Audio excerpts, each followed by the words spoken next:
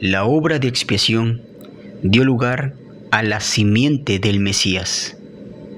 Un saludo a todos, sean bienvenidos a este espacio. Uno de los rabinos, cuya influencia tiene gran peso en el judaísmo actual, fue Moshe ben Maimón, mejor conocido como Maimónides o el Rambam. En su obra, La Ley para los Reyes, en la Mishneh Torah, ha descrito lo que él considera su visión del Mesías, y esta visión se ha impuesto en todo el judaísmo moderno. Hoy les traigo un fragmento de esta visión, porque me interesa que la audiencia tenga la capacidad de discernir y separar entre la luz y las tinieblas, entre la verdad y lo que parece verdad. Y esto último puede ser, tal vez, una mentira por omisión. El fragmento dice lo siguiente: si un rey se levanta de la casa de David, que contempla diligentemente la Torá y observa sus mitzvot según lo prescrito en la ley escrita y oral, como David su antepasado, y obligara a todo Israel a caminar en los caminos de la Torá y rectifique las infracciones en sus observancias, y peleare las guerras de Dios, podemos con seguridad considerarlo Mesías. Si tiene éxito en lo anterior y construye el templo en su lugar y reúne a los dispersos de Israel, definitivamente es el Mesías, dice Maimónides. Él continúa diciendo: luego mejorará el mundo entero, motivando a todas las naciones a servir a Dios juntas, como dice Sofonías 3:9. Transformará a todos los pueblos en un mismo lenguaje, lengua pura, y todos invocarán el nombre de Dios y les servirán con un solo propósito. Si no tuvo éxito, y miren, presten atención a esta parte, si no tuvo éxito en este grado o fue asesinado, seguramente no es el Redentor prometido por la Torá. Más bien, debería ser considerado como todos los demás reyes completos y adecuados a la dinastía davídica que murieron. Dios hizo que se levantara solo para probar a muchos, como dice en Daniel 11:35, y algunos de los sabios tropezarán para probarlos, refinarlos y aclarar hasta el tiempo señalado, porque el tiempo establecido es en el futuro. Pues bien, aquí Maimónides está expresando su perspectiva de lo que él considera que debería ser tomado en cuenta para ser Mesías. De hecho, en párrafos anteriores a este, él explica que el Mesías no debería estar supuesto a hacer milagros, a levantar muertos, a crear escenarios extraordinarios. Y por supuesto está hablando directamente de Yeshua, tratando de minimizar su capacidad para presentar un testimonio fidedigno del Eterno a través de la obra del Ruach, al igual que lo hicieron los profetas. Y es evidente que la escritura que él está manifestando aquí, su narración, es direccionada a quitar la vista del Mesías, pues el mismo texto continúa inmediatamente diciendo: Jesús de Nazaret, quien aspiraba a ser el Mesías y fue ejecutado por la corte, también fue mencionado en las profecías de Daniel, como dice el capítulo 11, verso 14. Los vulgares de tu pueblo se exaltarán en su intento por cumplir la visión, pero tropezarán. Afirmando él aquí que Yeshua, o Jesús de Nazaret como le traducen, Yeshua HaNosri, era un fallido intento de Mesías. Obviamente están sacando la escritura fuera de su contexto, porque lo que realmente dice el texto es que empezará una guerra con el rey del sur, hablando de Egipto, y muchos del pueblo de Israel se levantarán intentando cumplir una visión de derrotar a Egipto, pero tropezarán en el intento. Y esto ocurrió en la época de Cleopatra. Ahora bien, él continúa en su difamación diciendo lo siguiente: ¿puede haber mayor piedra de tropiezo que el cristianismo? Todos los profetas hablaron del Mesías como el Redentor de Israel y su Salvador, que reunirá a los dispersos y fortalecerá la observancia de las mitzvot. En contraste, el cristianismo hizo que los judíos fueran asesinados a espada, y sus remanentes fueran esparcidos y humillados, y que la Torá fuera alterada y cambiada, y que la mayoría del mundo se equivocara y sirviera a un Dios ajeno al Creador. Sin embargo, la intención del Creador del mundo no está al alcance del hombre para comprender, porque sus caminos no son nuestros caminos, ni sus pensamientos nuestros pensamientos. En última instancia, todas las obras de Jesús de Nazaret y de ese ismaelita que se levantó después de él, solo servirán para preparar el camino para la venida del Mesías.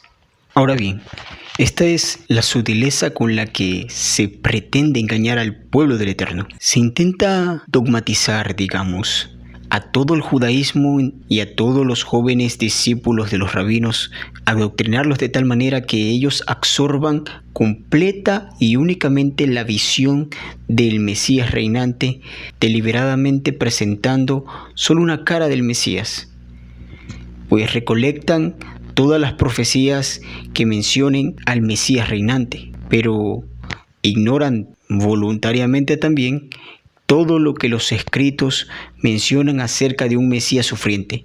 Y estos textos son abundantes.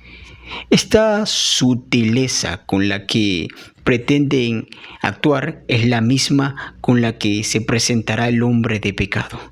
Él engañará, hablando de esta manera al pueblo, ideas que en apariencia tienen una percepción de verdad, pero solo por la superficie, porque no resistirían a un análisis profundo, ya que carecen de toda verdad. Esto se llama engaño. Es curioso que Rashi, cuya estima es tenida muy en alto dentro del judaísmo moderno, quien honra grandemente el Talmud y sus tradiciones, se apartara de la interpretación que estos dan tocante al libro de Isaías en su capítulo 53. Indudablemente, la razón primaria por la que Rashi optó por una interpretación diferente, y yo diría muy forzada, fue la controversia surgida como resultado de que los cristianos invocaban este capítulo para probar que se cumplió en Jesús.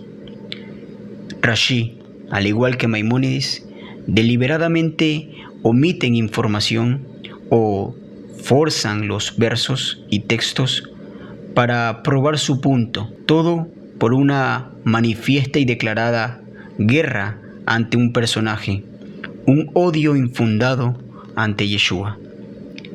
Sin embargo, la opinión de que todo el capítulo de Isaías 53 se refiere a Israel o al profeta Isaías va contra toda la tradición judía del Targum, el Talmud y los Midrashim, comentarios rabínicos que también hemos examinado a lo largo de estos estudios cortos.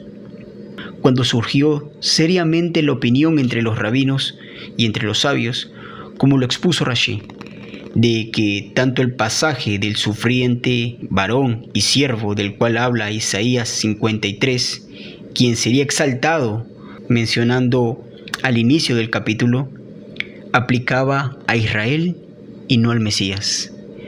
Esta idea de que Israel es de quien se habla en 53 de Isaías no es más que una opinión reciente. Varios expositores y así llamados sabios del judaísmo siguieron a Rashi después de esto. Y hoy en día, esa opinión desafortunadamente ha influenciado a muchos. Han sido adoctrinados, dogmatizados en esta idea. Existe un número de razones por las cuales este capítulo no puede referirse a Israel ni tampoco al profeta a quien escribe, sino más bien al Mesías. Cuando se examina el capítulo verso por verso, es claro que se usa en singular todo el tiempo.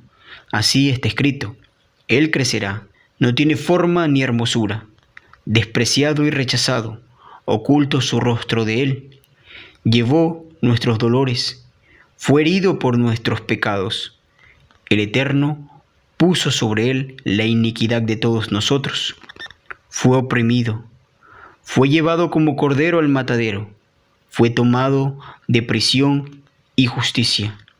Fue cortado de la tierra de los vivientes, e hizo su sepultura con los ricos, y fue contado con los impíos. Todo es una descripción de una sola persona, y ese es masculino, un varón. En la escritura se hace referencia a Israel más a menudo como en forma femenina. No es un absoluto, pero sí en una generalidad. Esto, por supuesto, no puede ser conclusivo, ya que hay precedentes bíblicos en que también se usó parábolas, simbolismo u otras figuras donde la intención es diferente al significado sencillo. Pero aquel pasaje que sea aplicado a Israel no cuadra. Sin embargo, habría que torcer seriamente el verso 8 para poder creer que se refiere a Israel. El verso 8 dice: por la transgresión de mi pueblo fue herido. Aquí está hablando de un tercero. Israel, una persona. El profeta quien escribe, otra persona. Y él hace mención a un tercero. No puede ser Israel, ni puede ser el profeta.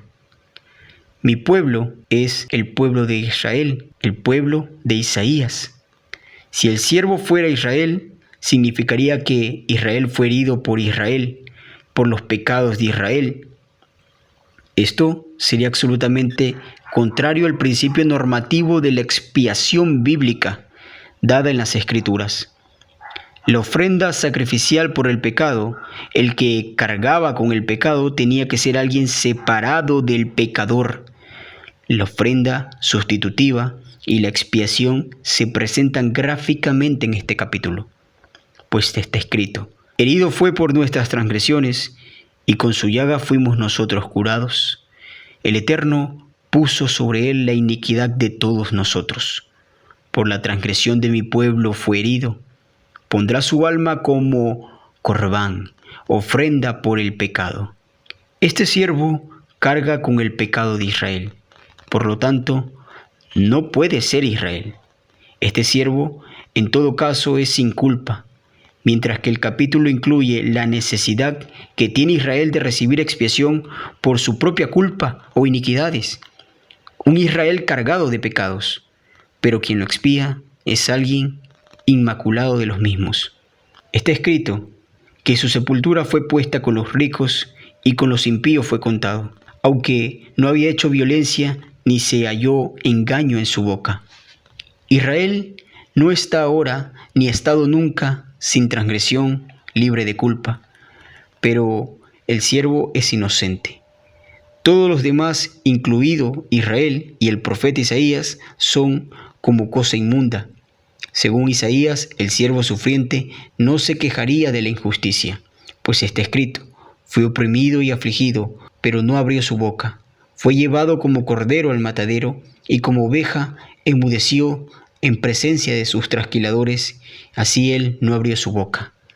Esto tampoco puede referirse a Isaías o al mismo profeta, pues en capítulos siguientes a este nos menciona que todos nosotros somos como suciedad, y todas nuestras justicias como trapo de inmundicia. Y caímos todos nosotros como la hoja, y nuestras maldades nos llevaron como el viento. Isaías, o el profeta, se incluye entre aquellos que se manejaron con iniquidad. Él no podría ser quien expíe el pecado de Israel. No puede. ¿Desde cuándo Israel ha permanecido en silencio en su opresión? Ciertamente no fue cuando fue llevada cautivo por Babilonia.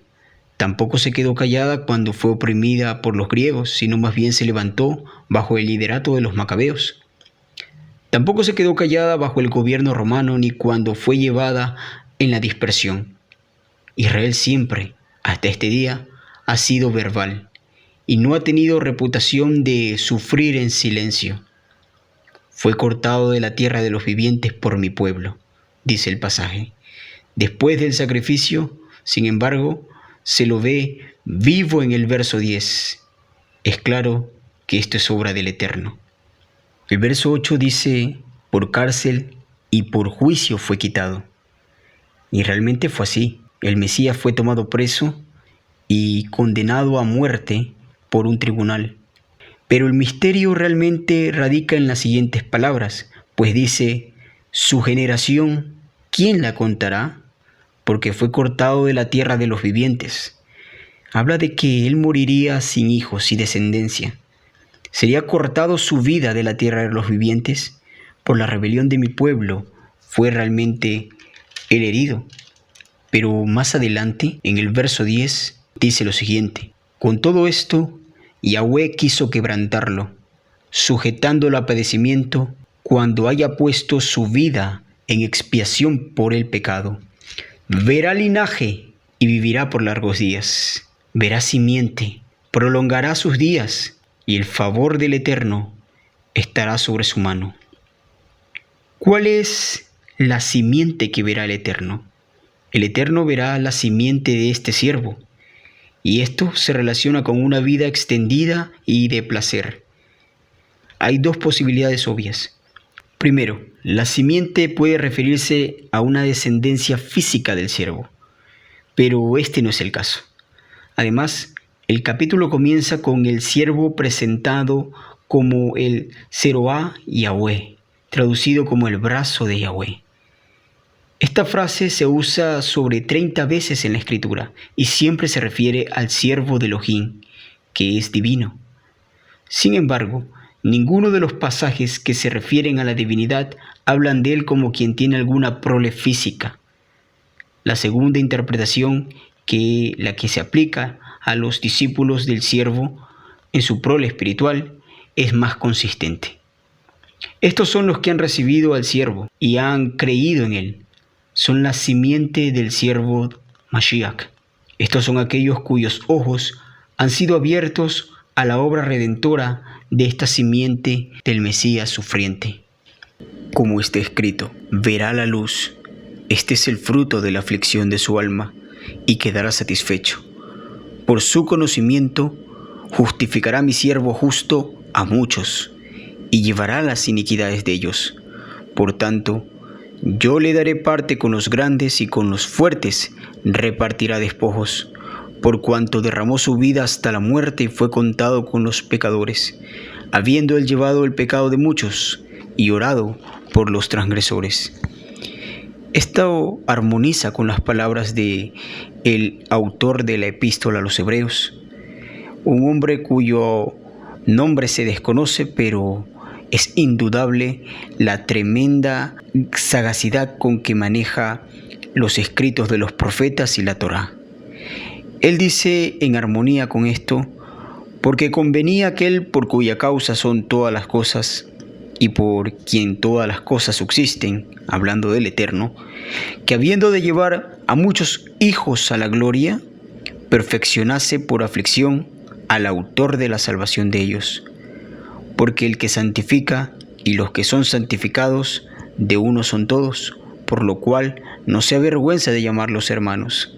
Citando un salmo dice: anunciaré, mis hermanos, tu nombre en medio de la congregación, yo te alabaré. Y luego otro salmo dice: yo confiaré en él.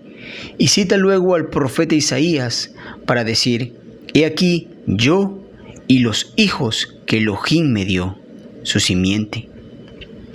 Luego continúa diciendo: y debido a que los hijos poseen carne y sangre, él no podía ser diferente a ellos. Debía morir para que, por medio de esto, acabara con aquel que gobierna en base a la muerte, y liberar a todos los que, bajo el poder de la muerte, estaban sujetos a esclavitud de la muerte, pese estuvieran con vida.